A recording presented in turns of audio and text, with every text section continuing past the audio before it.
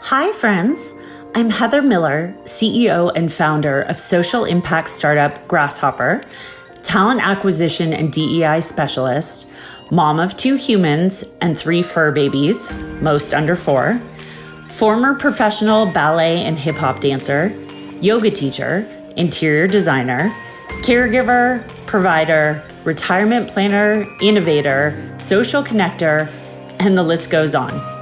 As you can tell from my bio, I've always taken drive to the extreme, and for the most part, done pretty well juggling all of my hats. However, I say this on behalf of most of us, the past 3 years have been very challenging.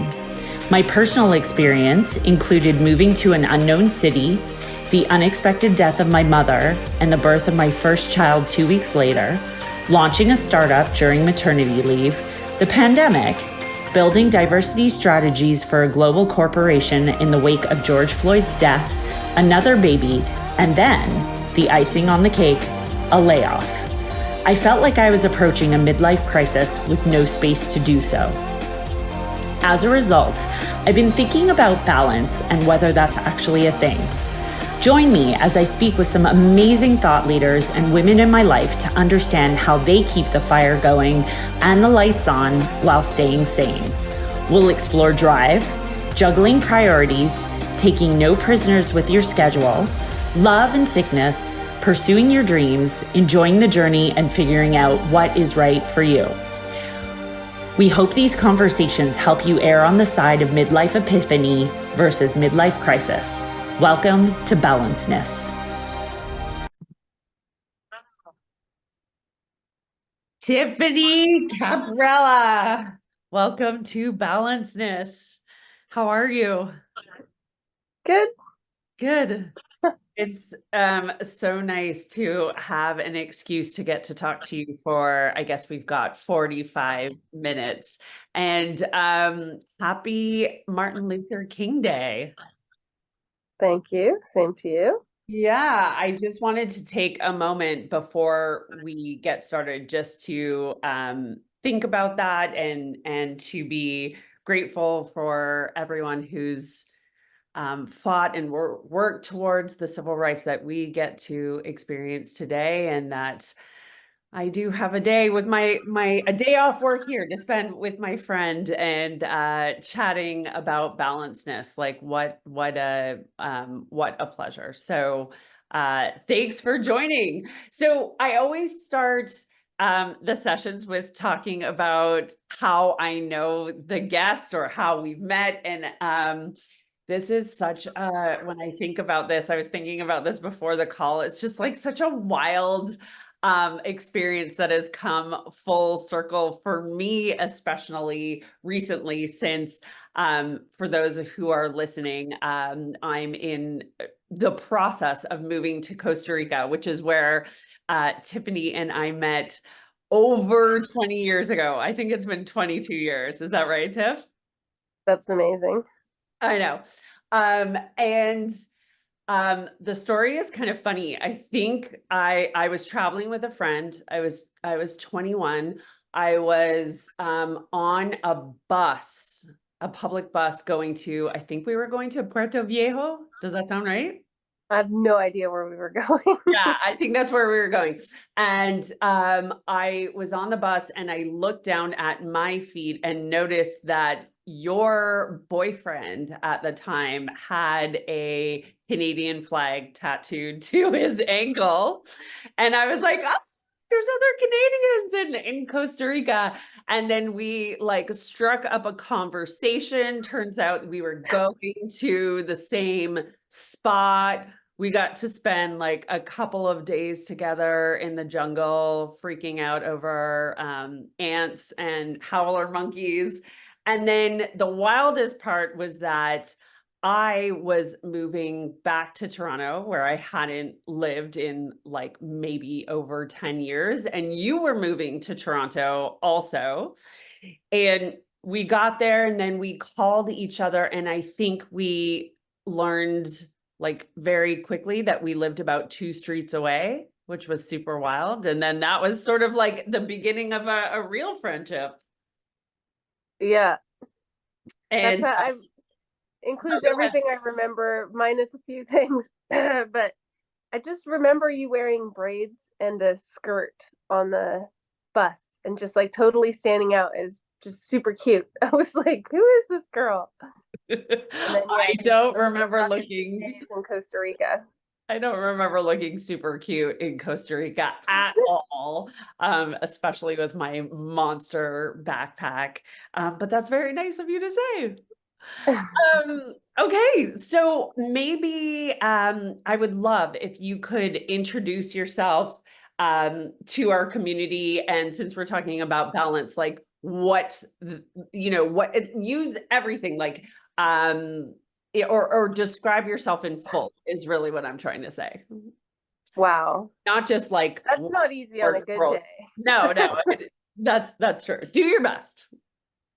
Um, I grew up in California, in Los Angeles, where I am now at this moment. Um, and I guess growing up, I always wanted to leave. I always wanted to experience other places. So I pretty much have spent the majority of my life moving around and living in different places, including Canada. Um, and most recently, Portugal. I've been living in Portugal for the last 10 years. But Portugal was kind of a stop after moving every 3 months for a decade and being exhausted and thinking, oh, it was a good place to stop. Um, but in that mix, I've sort of fallen in love with a whole bunch of different things. I went to art school for theater. I went to university for deaf studies and sign language. I've taught in schools. I've been an onset teacher. Um, I've been, yeah, really involved with the deaf community. Um, Learned to surf, learned to rock climb, used to be a mountain guide. Um, have kind of traveled the world doing those things, both teaching deaf students around the world, rock climbing, surfing, and now most recently playing records, learning to DJ. So yeah, I guess that kind of sums me up. There's so much more, but that's like a really good high level description and very articulate. So thank you for that. Since we are talking about balance, I'd love to hear what balance means to you.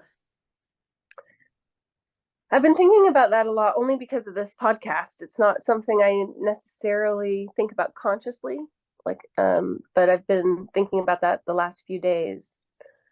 And I don't know what I've come to this morning is that I don't know that I mean, I don't know how to put this, but I don't know that I think balance exists in the world. Like balance exists on a teeter totter, there's something physical and literal about it. But in life, things are just moving, just constantly moving. So I feel like the only true thing I can say about balance for myself is a personal experience. So sometimes I can feel out of balance. And I think that most of my decisions in terms of trying to live as healthy as I can, just as a human being in all aspects, not just physically, but like emotionally, mentally, financially, whatever, um, revolves around kind of like a check in with myself, if how in balance I feel.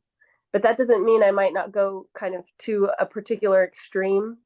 It's just being able to respond and address the other need, whatever the other need is. Like a really obvious example at the moment is that I'm playing a lot of records and going out at night a lot. So I'm all over LA in the music scene, and I have a lot of passion for it, and also a lot of FOMO that drives me like I don't want to miss this thing or whatever. So I'm going.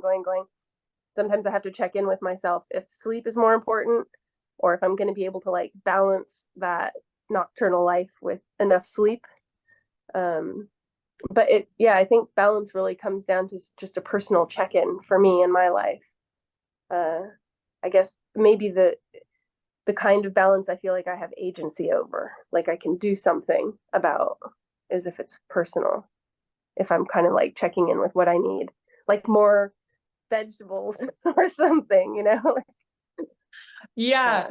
Uh, I like the word agency when thinking about balance. I don't think I've ever thought about it that way, but What the reason why I thought it would be great to have you on this podcast is you're someone who's always like exemplified balance on, and I don't know if you can call it this, but like more of a macro level to me. Like there are a lot of people, myself included, who might go, okay, like I need to think about balance, like on the day to day, like how much work am I going to get in? Like how much childcare am I going to get in? Am I going to be able to eat healthy today? Am I going to exercise?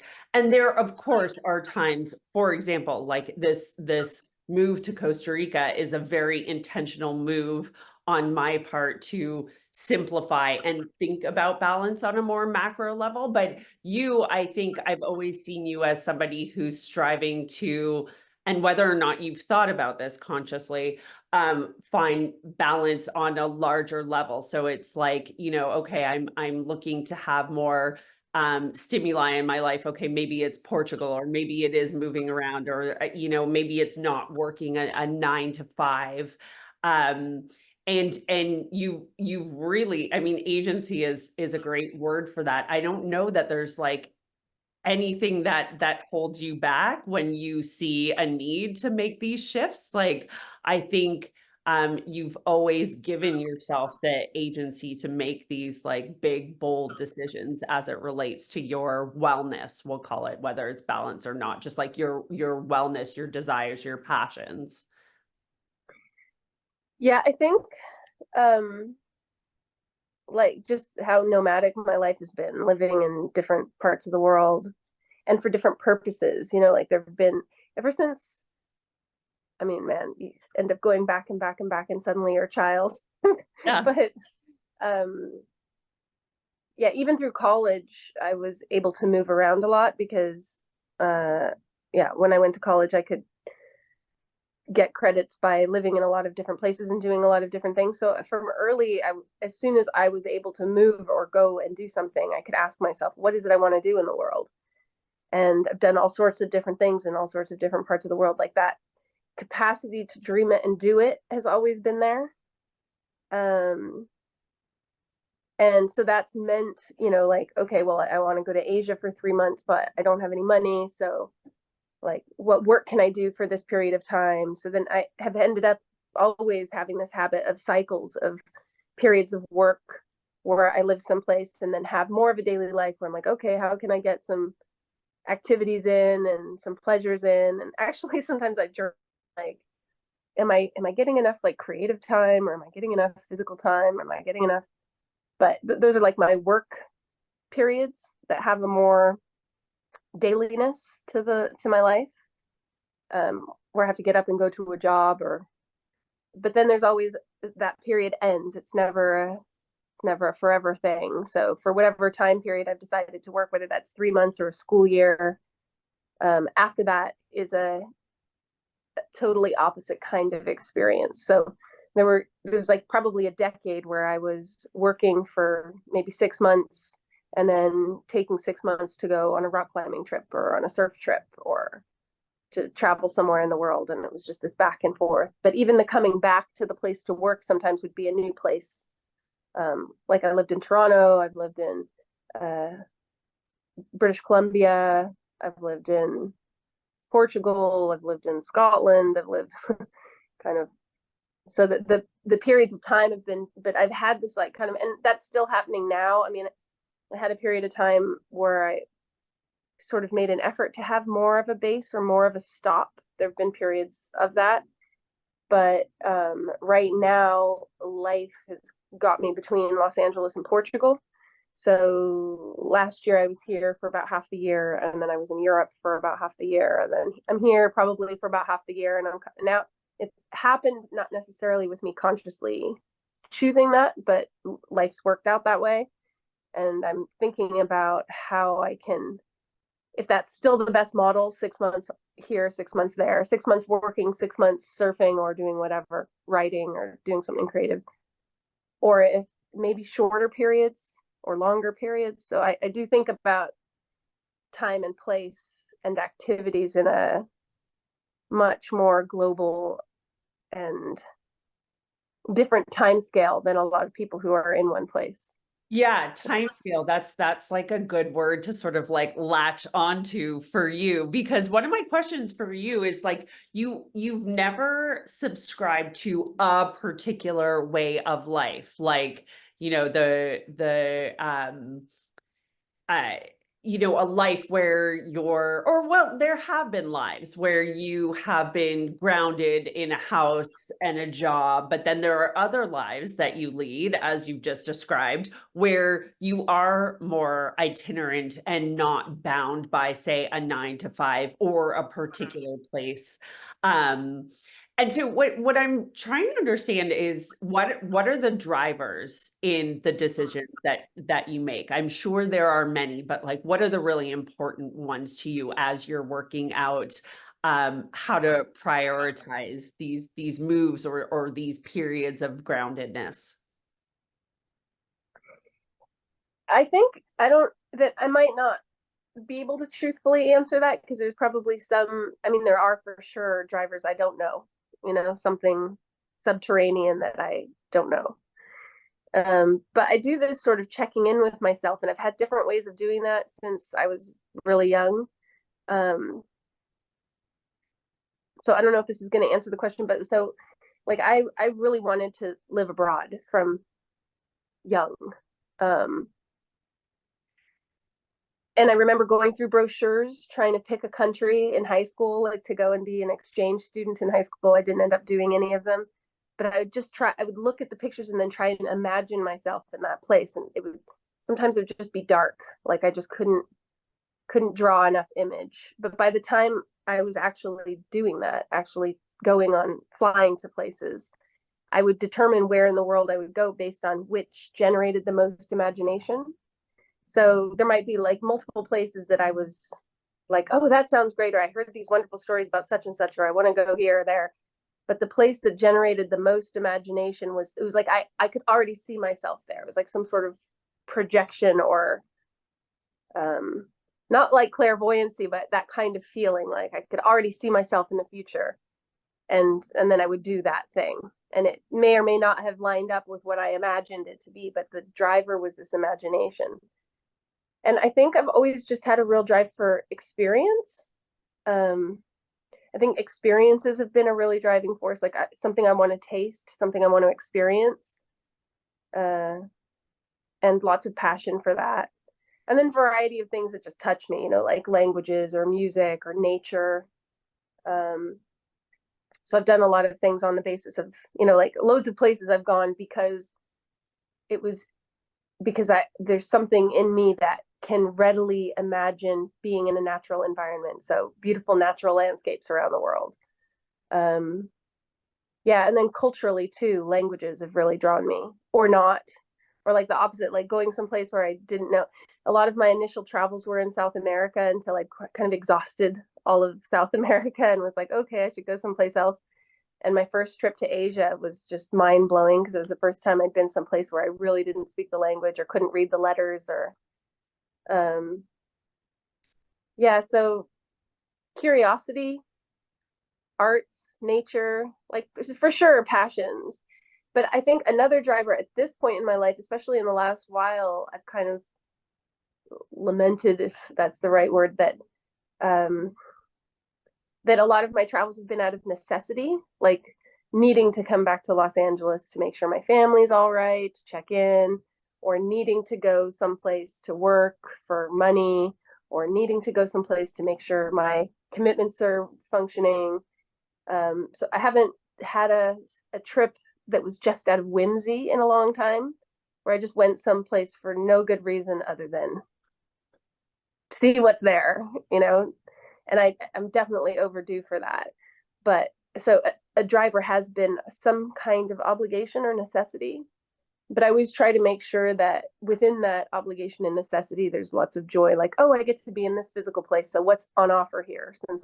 And it's essentially what's lit me up about music in LA, because if I have to be here for some other obligation or family reason or whatever, what other joys are there that I might discover just because I'm here? And turns out there's a lot. Yeah. So I want to dive into that a little bit because I do really think that you are driven by passion a lot. And early in our life, it was um, education. I think that you've spent a lot of time advocating for different types of people. And since your education is aligned with the deaf community, you've done that. How do you decide, since you do have so many passions and interests and curiosity, and as you were talking about your imagination and your ability to visualize, how do you decide which passion to indulge since you have so many? Well, I think it's the same thing as that traveling thing. It's like just which is capturing my imagination at a particular time, but I'm very sensitive to my environment. So sometimes it's just it's like I can't get excited for certain things outside of the context of its environment. Um, so, uh, I kind of having a hard time thinking of a good example, but I mean, surf is obvious. You're not going to be gung ho about surf when you're landlocked, or um, climbing even. So Los Angeles has lots of climbing. I mean, if you leave Los Angeles, there's like Joshua Tree, but most of the climbing in the city is a lot of people in gyms, and gyms don't inspire me. Like I need to be some, but if I'm in Joshua Tree, I'll just be on the rock. Or if I'm someplace where, like I lived in Squamish for a period of time, which is like the climbing capital of Canada, one of the climbing capitals of Canada, and I climbed a lot while I was living there because it's just on offer. It's just everywhere. I'm super stimulated by what's on offer. And so even the education thing, like I had a period of time where I was advocating really heavily for sign language recognition, for ASL recognition in Toronto, but that was because I got hired to teach ASL and discovered it wasn't a language credit. And I was like, oh, surely this is a mistake. And it was in my environment. It was suddenly in my lap. Every day I was teaching this credit to students who weren't getting a language credit for a course they should have been getting a language credit for. But I didn't go there. I didn't come with that premeditated intention. It was just what was there for me to do.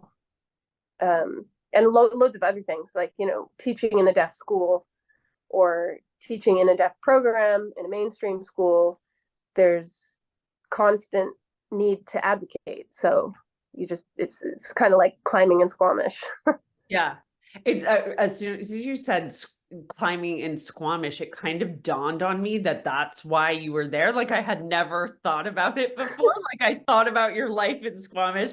I thought about the climbing, but I never really put it to, two and two together. So it's interesting to think of things in hindsight and see how all the pieces of the puzzle are coming together. I think I also really deeply immerse myself in places. So yeah, I'm like not somebody to take a job and do it half-heartedly. I'd like to. Like it probably really benefit me to do that. But if I'm there, I'm like, oh, well, we could do this, and what if we did that? And I'm enthusiastic. Sometimes and that sometimes gets the better of me. Because I'll take on a lot, and that can be a lot to then have to manage. Yeah. One of the things that's really striking me as you talk is like the sort of like power of now for you.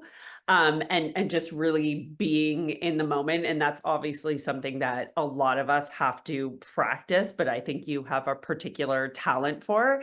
And as we were talking about balance before we did this podcast, there was something that you texted me about, like living for the day or for the week or for this particular 6 months or say a year.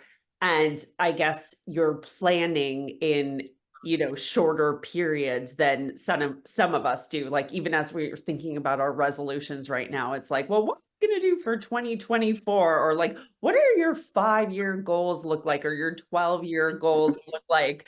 And so it strikes me that you're thinking about this a little bit differently. And so give me like a typical day in the life as you're thinking about um finding your day to day or your week to week? Like, what does that look like for you? And particularly when you say you're not working, because let's not throw Yeah. that into the mix. Okay. Yeah, because I was gonna say, I mean, different places have had such a different day to day because the day to day that's on offer. But because of that, like, there's something I really appreciate about working life, which is that it gives you a schedule, which then you have to work with because you're limited by, I've only got this many hours to do these other things I want to do. But it's helpful. It's helpful to have some kind of structure. And when you don't have that structure of like, I have to work these hours, or then you have to create it for yourself. And I have so many different things that I want to kind of put, I feel like I'm, like spinning a whole bunch of plates and trying to move a whole bunch of things along, that I actually make a lot of lists. Sometimes I get teased about it. To try and categorize in my head the different components of my life and if all those things are getting the attention I want them to get. So on a good day or a good week, the dailiness would include some kind of physical activity. For a while here, I listened to some podcast about longevity and health that involved a certain kind of exercise that I was trying to do. What was it? I'm Like curious. again, but I've got some challenges I have to navigate. But I was, yeah, so on a given day, I might go up into the mountains and run, and that would be have two components, which is like time in nature and physical action. And then like some creative component, like whether that's reading or writing or photography or playing records or something, moving those passions along, like participating in them in some way. That will usually be in a day. And then there's loads of like bureaucratic things that sometimes just spread out, I've noticed. And I'm trying to keep those in a tighter space. Like you've got 1 hour, 2 hours to do whatever bureaucratic things you want to do today. Because there's always so much of that in life. And because I'm also looking after family and like supporting my mother here, there's loads of her bureaucracies to take care of, like making doctor's appointments for her or calling insurance companies or whatever. So I have some component of that. Might be some component of work. Like there are ways that I might get bits of money here and there, mostly to pay for my habits, like buying records. And yeah, in the evening, so there usually will be a section of time in the day where I might be like caring for people, whether my like nephew, my niece, my mom, making meals, making sure they're taking their pills, whatever. And then I there's like a drive, like a focus when you're taking things off of lists, like making sure you do this and this and this and taking care of people, and it puts me in a particular kind of headspace that sometimes I just need to like loosen off. And going out is a great way to do that. And since I discovered I could go out alone, because there's always this sort of mentality of posseing up or like getting a girlfriend or somebody to come with you. And I discovered, oh, I can just get in the car and go anywhere by myself. It really opened up nightlife in LA. So yeah, there's loads of places I can go to listen to great music or just talk to people about random things or have a tequila, just to be in a totally different state of mind. And yeah, I guess that's a day in the life, if that. Yeah, that makes sense to me. When you're talking about your lists, and I do that too. Like I'm literally surrounded right now at my computer by like 4 journals, and they're filled with lists. And I think for you and I, that probably provides us the structure we need, whereas other people are thinking in terms of like calendaring and schedule. So I think that's providing you a little bit of structure. I do. I've had like a calendar book. Like last year I was really working from a calendar book, but I often have just the open writable journal that ends up being writings and notes and lists. But I recreate and recreate. I don't know if it's good or bad, but I recreate and recreate calendars for myself where I'm just like write the days of the week, draw a few lines, and then put in them and try to, then there's like, if you have a doctor's appointment, that's obvious, or a meeting or a work. But I put in gigs I want to see, like, And I often will create lists of, if every time I'm in a new place, these are all the beautiful places I want to go. Like I've been meaning to do that one hike, or I've been meaning to surf that one break, or I've been meaning to go to that museum. And those are really satisfying ticks. Like I took my niece to the Broad. I don't know if you say it, Oh the yeah, Broad the or the Broad. museum. Yeah. Been dying. And it was just so satisfying just to spend the day there, because it had been a while that I hadn't spent time with visual art.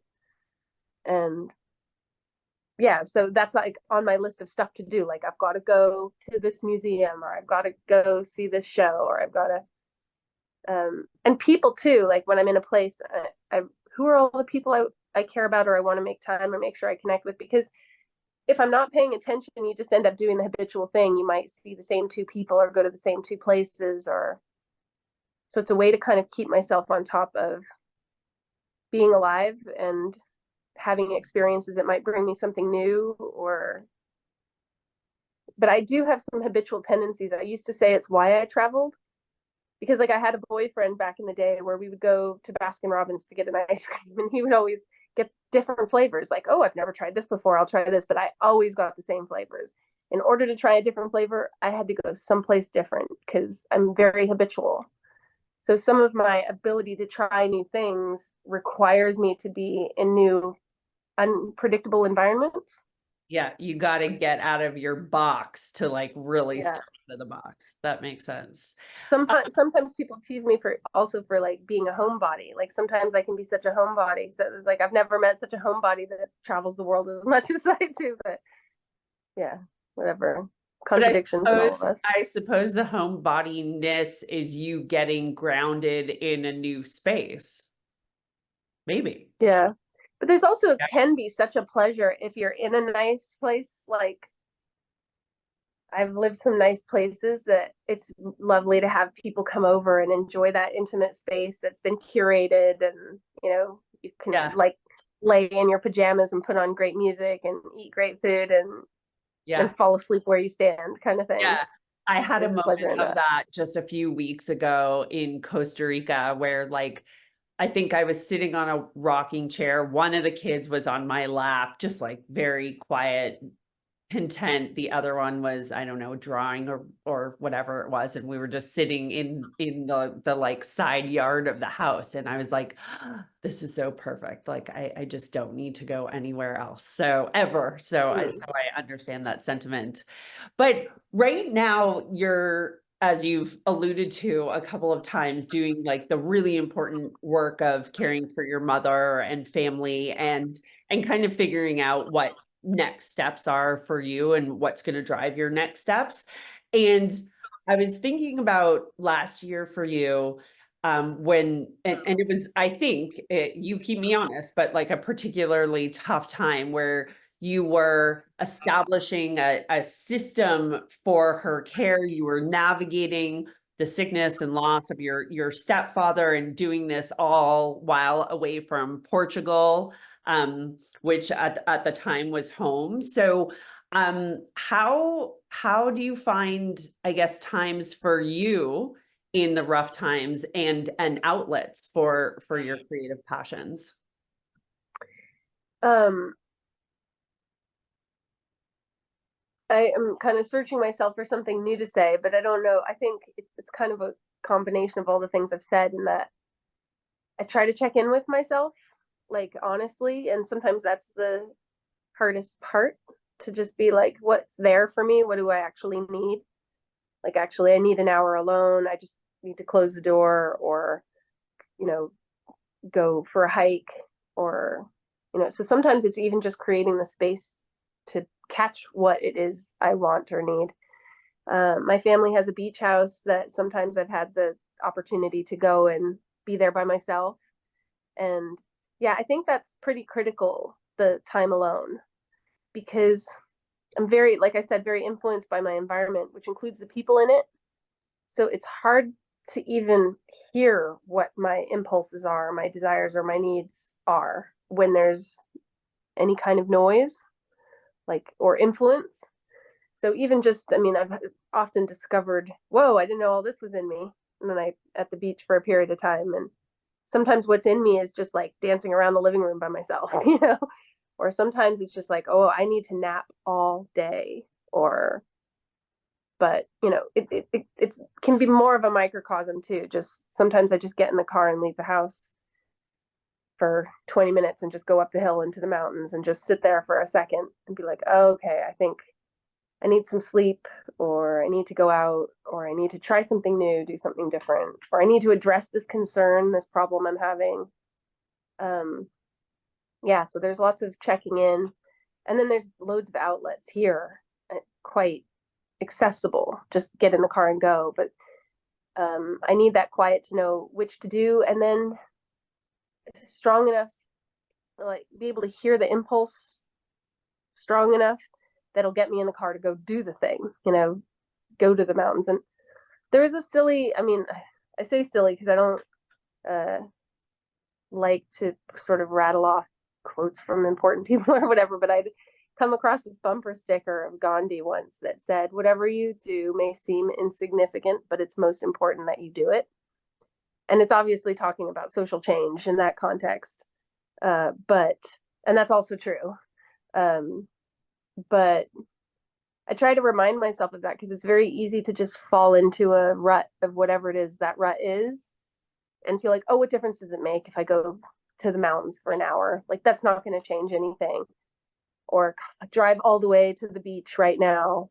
Is that really, or go to music? But I try and have some trust that if I do that small act, and I can always leave it. I can just go spend a little bit of time and then leave. If it doesn't have any impact, it doesn't have any impact. But generally it does if I'm quiet enough to hear what I need to do and then go do it. But I do make time to do that, both to be alone to figure it out, and then yeah, at the moment, yeah, music. I've been listening to a lot of live music, DJs, different environments, and there's such a thriving music scene here of people who are really passionate about music, and I surprise myself with how much I am, like how much I get out of it. Then it's kind of one of those weird things. So is sign language, like learning sign language was like, why am I doing this? But I had this drive that was beyond what words I had for it. And playing records is similar. Just I can be really down or overwhelmed, and then go to there's a place I go to that has like 11,000 records, and the premise is you have to choose from the existing records. You can't play your own. And the given records are amazing. And when I go there, I might be in a state, but as soon as I'm kind of in the crates and pulling out the songs, and then hearing some of the songs for the first time, or discovering a vinyl that I've never seen the actual vinyl, but I've heard digitally, or I have this whole, like an awakening, like I used to get from like doing yoga. They're totally different things, but I guess it's like a presenting, like something that really brings me to the present and touches me in some way. So I just make sure I make time for that. But the reward also invigorates the action. Like some people say about exercise, the more you do it, the more you want to do it. The more I do the things that kind of light me up, the more I want to do those things. But it is a lot. There is a lot of perseverance. Sometimes I'm surprised that I'm able to persevere, because sometimes it's just, another day, you got to get up and do it again. Yeah. But something keeps me going. Yeah. That's like grit. That's like hustle. And actually, as I just said that, it just brought me back to that time where we were at the Rolling Stones concert for SARS. Do you remember this? And there were like that. I think it was like a concert with like 10,000 people in a very small No crowd space. control. No Yeah. crowd control. And thank God we had you, Tiff, because you were like just like managing the flow and kicking people off our picnic blanket and keeping space and protecting our experience. But yeah, I think you just have that like natural hustle and grit and street smarts. Changing lanes here. One thing, and this will be my last question for you. And I think this could be particularly helpful for people who are listening, as we are kind of thinking about 2024 and new endeavors. And since you are someone who indulges in new endeavors frequently. When you're moving from country to country or home to home or experiencing like a new passion, what are like some of the techniques that you use to ground you or give you structure? Like what advice can you give to other people around that? Um, can you ask that again? Yeah. 'Cause I'm not sure I think what I'm trying to get at is like when you feel a little bit structureless, like I've certainly felt this recently as I was transitioning out of a job, and kind of thinking about what next steps were for me. And honestly, like world is your oyster. Like there may be some limiting factors, but like when the world is your oyster, and in your case, like whether it's you deciding to move from country to country or home to home or new experience to new experience, what are some of the techniques that you use to give you structure, to ground you? So you mentioned like listing, or creating lists. Is there anything else that could be useful for other people? lists are huge, but it's maybe some specifics about the lists. Like I try to create categories of lists, even on a single page. Um, and among those will be like, what are things I need to do here? Like maybe I need to get a driver's license or a car, sort out transportation or medical care or whatever. Like what are the basics necessities of life in this context? Versus what are the things that inspire me or make me curious, or it's like oh, I heard there's it might be small things like I heard there's a donut here that's good to try. I should go try that donut. And it also kind of helps me both see what's priority, what's important, what I need to really put my energy towards. Sometimes I'll go back to that list and like highlight those things that are like, okay, I've got that days can't go on without this thing being handled. But also allows me not to forget the sort of whimsical things that maybe brought me to the place in the first place or why I'm even there, and make sure that that's there, because otherwise, yeah, you make all this effort to be in a place or to do a thing, but you're not getting any of the joy out of it. Yeah, so that's a big thing. But I also look for grounding activities, which for me involve being in my body in real time. So, that might be some like a walk is a really obvious thing. Like go for a walk in my environment or go to someplace beautiful and walk, whether that's like in a forest or down a city street or and I've recently really been observing the significance of my phone, actually. So I started to do this joke I call Janalog, where it's like to go analog for January, and I'm definitely off the wagon at the moment. Yeah, But I've monopolized your 1 hour a day yeah, well, for the computer. Apologies for that, but no, really that's good. appreciate it. That's good. But I just maybe everybody's got a different relationship to their phone, so I'm not trying to make a statement about the whole world and their phones, but it definitely takes me out of my body and out of the moment and out of like the whole IRL in real life experience. And the most grounding thing is sort of like there's nothing special one has to do except exist in the environment that they're in. And recently I've also was reading some like Buddhist article that was talking about practices of like taking 3 breaths or mindfulness practices, or and not to get into a like to wave any flag for an activity like that, but I'm especially interested in the ones, I mean, like take a conscious breath, okay, but there's some practices that just involve paying attention to sounds or paying attention to physical sensations, and sometimes I do that, but it's ridiculous how powerful turning my phone off is. Not just like turning the screen black and setting it down, but actually power off. It is now just a brick of objects. Like it doesn't do anything. No one can reach me. I can't reach anyone. It's almost a sudden presenting, a sudden like, whoa, I'm in the room again.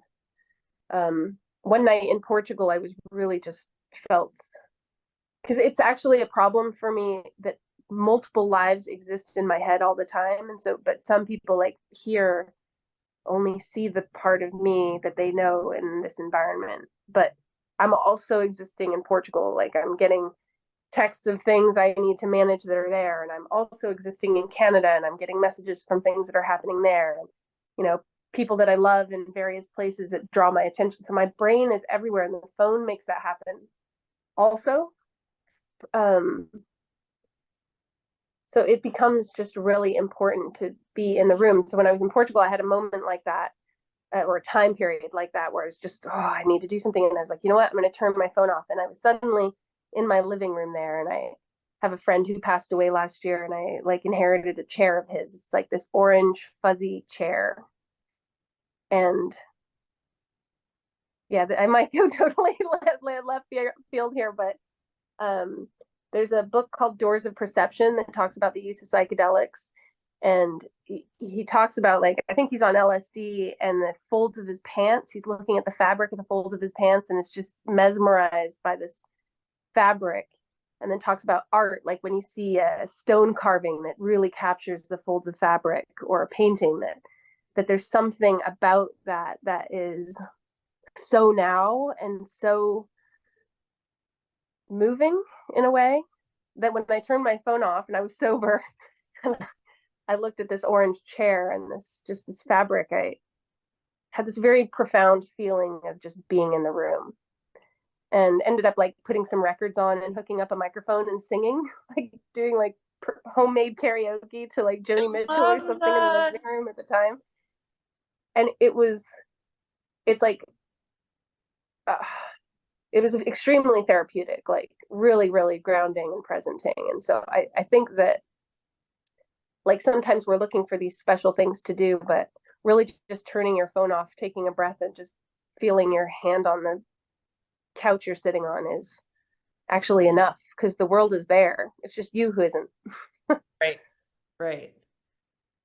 Well, thank you for this. And it's really making me think about, especially in light of my moving to Costa Rica, where I think the big driver is, to simplify, as I mentioned, but you're giving me food for thought around, simplifying just right where you are. Like sometimes you don't have to make a huge change to be more present and to be more aware. So thank you for reminding me of that. And thank you for being here. It's been such a pleasure. We don't always get to spend these big chunks of time chatting, and most of it's my fault because I am so guided by my calendar. And I was laughing before because for those of you who can't see us, but when Tiffany was talking about calendaring, she was like making these hand movements and writing, and a lot of us live in this world where like our calendar is digital, right? Like things so tangible. We're living in this digital world. So actually, you reminded me when you were talking about Janalog. That's exactly why I wanted to have you on, just to kind of rethink about the analog world. So it's all coming full circle here. But thank you so much for spending time with me. On the list front, Yeah. sometimes I even get like big butcher paper so that it becomes more physical and more spatialized and more physical, because I put loads of stuff in my phone, but my phone it's interesting because even when I look back at the lists on my phone, I repeat myself and repeat myself and repeat myself. There's something that's not happening and that needs to happen in the analog world, even like taking pictures. I've had a I've had a clock in my pocket. I don't know where the clock is right now. Yeah, I've been walking around because I don't have a watch with a clock in my pocket. And that reminds me of my even to just do it for a day, just one day. Yeah. And then see all the ways that it affects you is a profound experiment. It's kind of crazy that we're so used to it now that even just one day without a phone is like mind blowing. Yeah. Well, thank Anyway, sorry for you so the phone much. call. No, I love you and thank you for being here. And we'll talk to you soon. Love seeing you. Talk to you soon. Bye. Bye. Thank you for supporting another episode of Grasshopper's Balancedness podcast. If you liked it, please rate, review, and subscribe on our Apple and Spotify pages. Send me a screenshot at hello@grasshopper.com. That's GRASSHOPPHER to enter yourself into this episode's surprise raffle. And be the first to hear about upcoming episodes and events by signing up for Grasshopper's newsletter, which can be found on our website. Happy balancing until the next time.